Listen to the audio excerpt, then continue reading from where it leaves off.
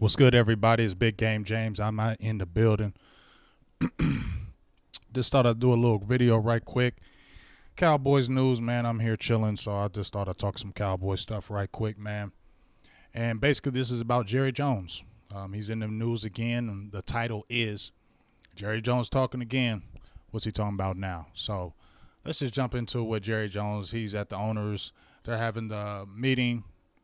I don't know if it's owners meeting, but it's a meeting in Florida. They're all there, coaches, owners, general managers, talk about rules, committee, asking questions. You know they're going to do, and Jerry ain't never going to shy away from talking. So let's get into what he was talking about right quick. So this is some of the stuff that he had expounded upon already. And I'm basically just taking this from my Twitter, so you can read it as I am. But Jerry Jones discussed $2.4 million cheerleader settlement from 2016, among other topics. Told beat reporters for the first time settlement was the best interest of everyone, with priorities, of course, in the interest of people involved. Okay. Sure, it was in the best interest of everyone. It was the best interest of the Cowboys because the Cowboys didn't want that drama spitting them. So it wasn't the best interest of everyone. It was the best interest of the Cowboys. Now, once again, this is all my opinion, not anything not anything that I know for sure. This coming from my perspective. So I just feel like that was covering for the Cowboys. That was in the best interest of the Cowboys and their priorities. And let's scroll up again. Will the Cowboys select the offensive lineman in next month's draft? Team owner Jerry Jones' famous last words. We'll get one unless a Lamb or Parsons in there. I think they'll be staying true to that. So I think the offensive lineman is into play.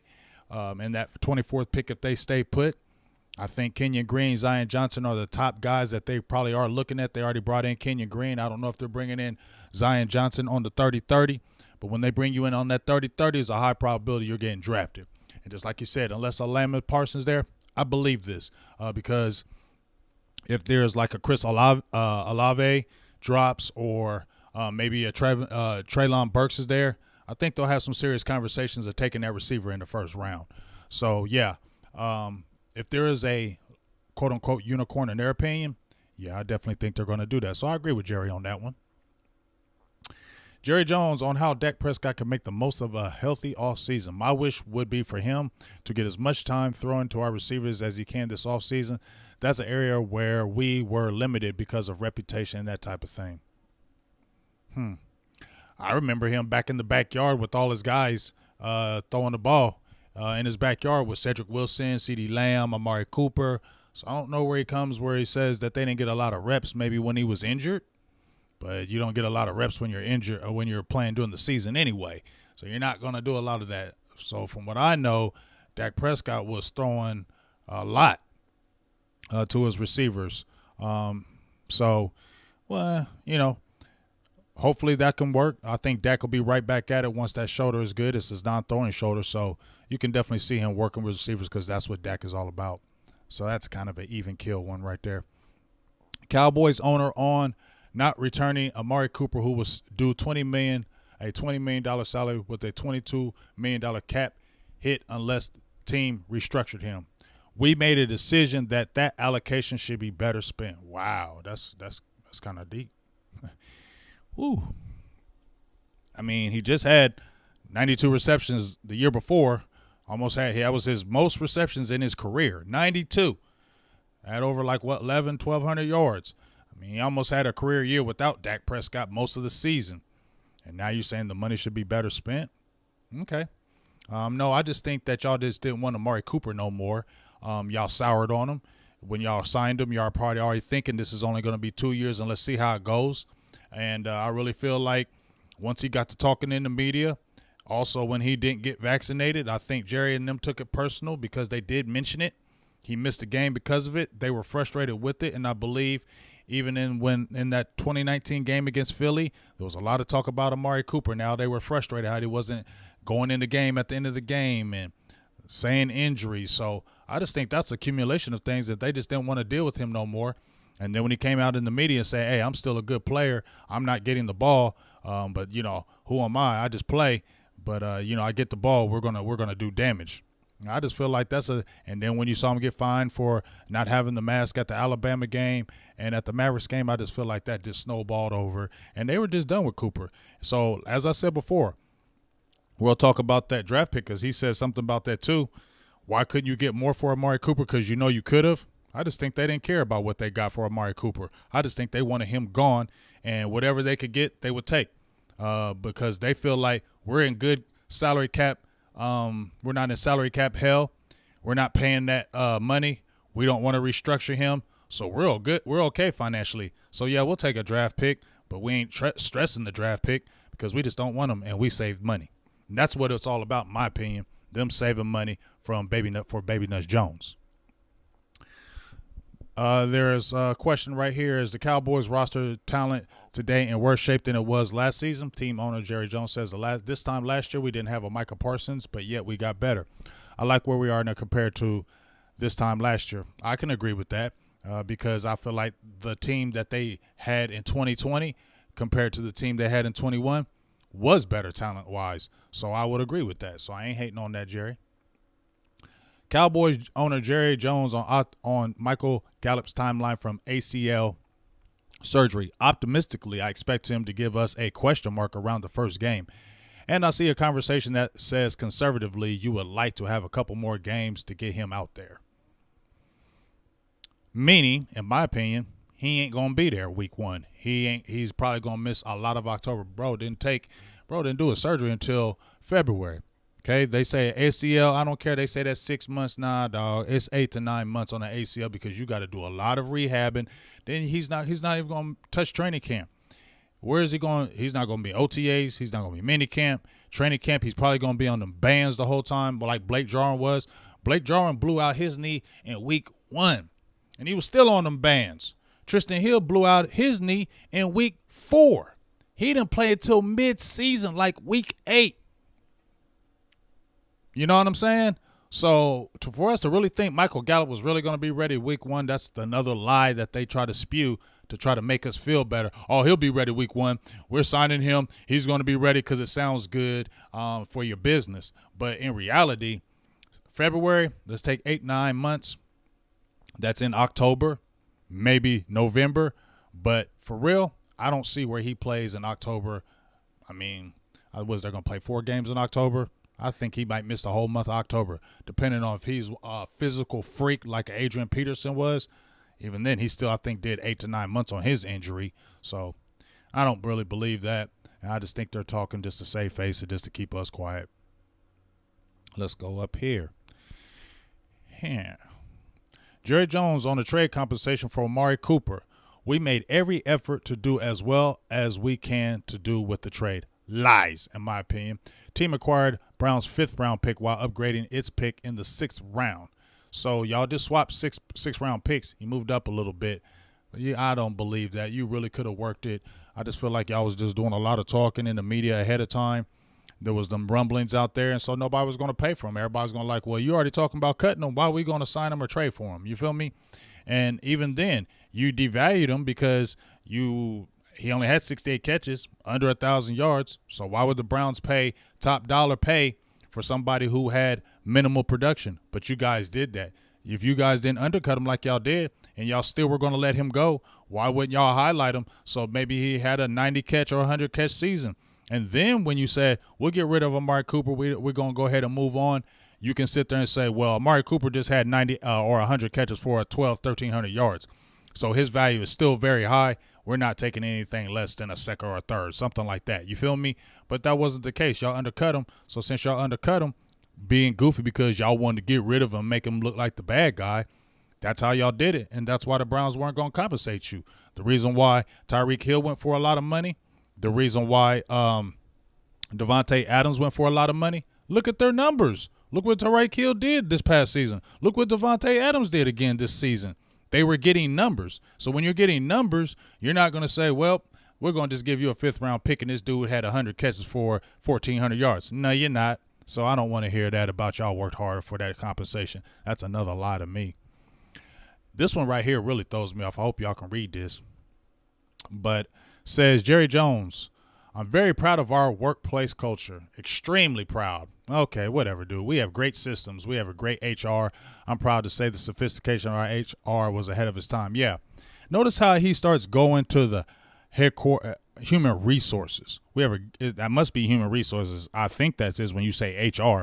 We have great HR. I'm proud to say the sophistication of our HR was ahead of its time. I'm very proud of our workplace culture. Extremely proud.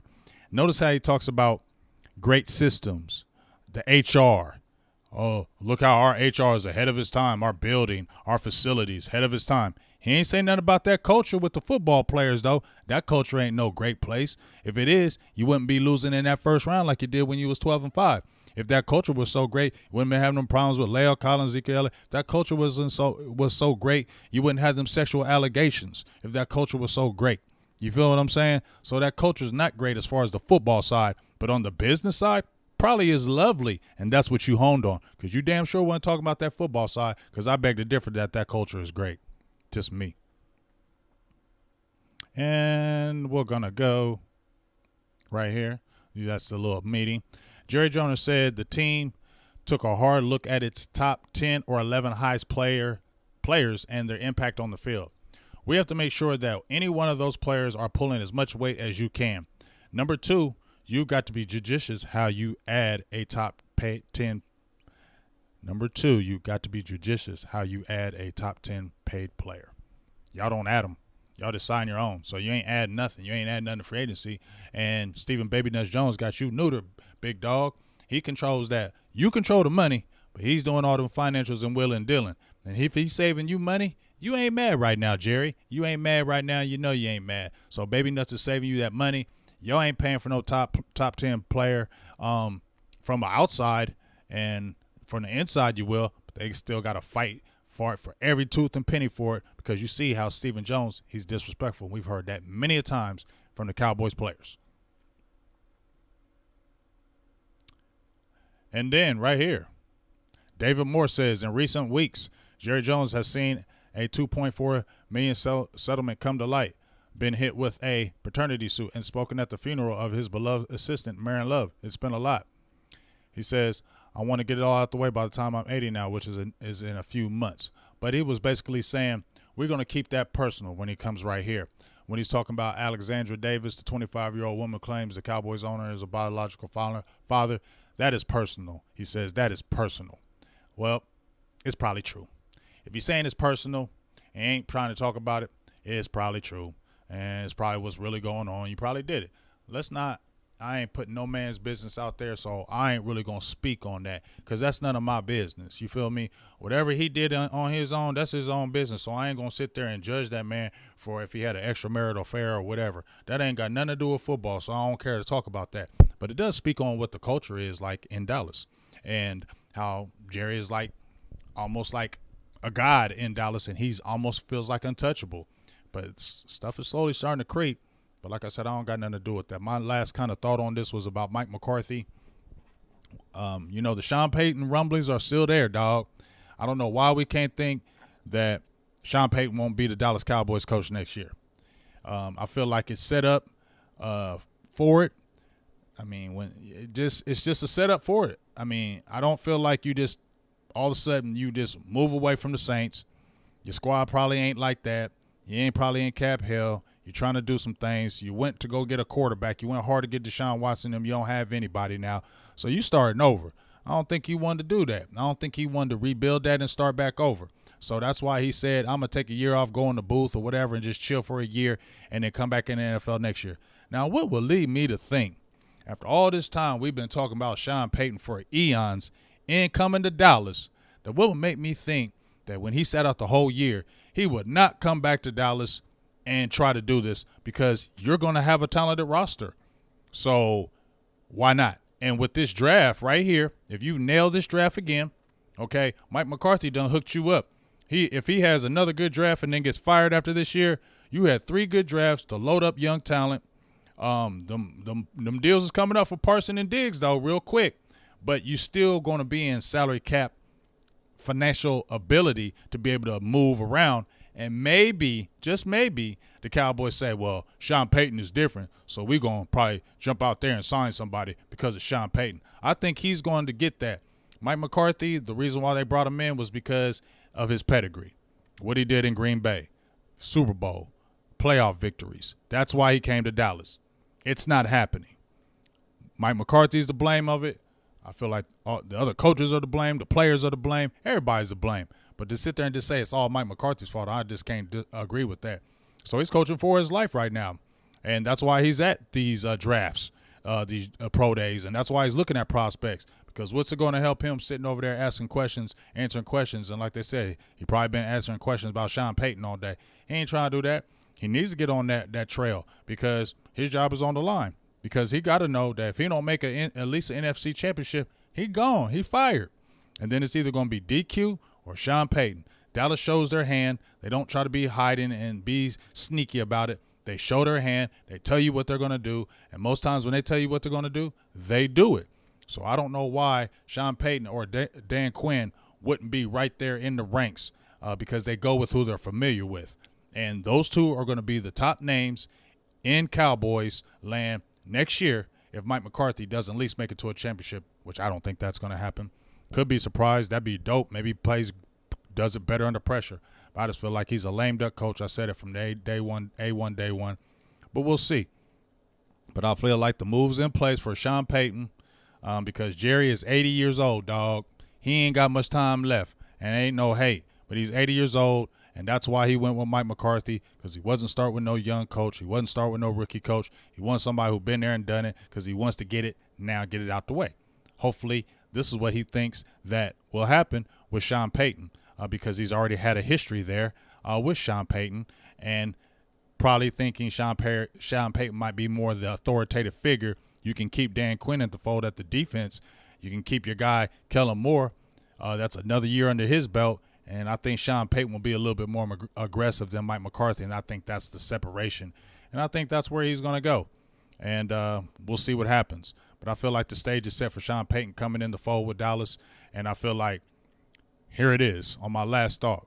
If Sean Payton don't do it in Dallas, then that just proves it. It's the Joneses. So that's your last chance, in my opinion, is the Sean Payton. Because everybody's hovering on, Sean Payton. If you just get Sean Payton, because everybody was saying that about Mike McCarthy. Well, not everybody was saying about Mike McCarthy, but, you got a guy who been there and done that. This should be the guy to get you over the hump. He didn't do it. Sean Payton, to me, is the last excuse for Baby Nuts and Jerry. This is your last excuse. Because if Sean Payton can't do it, then it's y'all.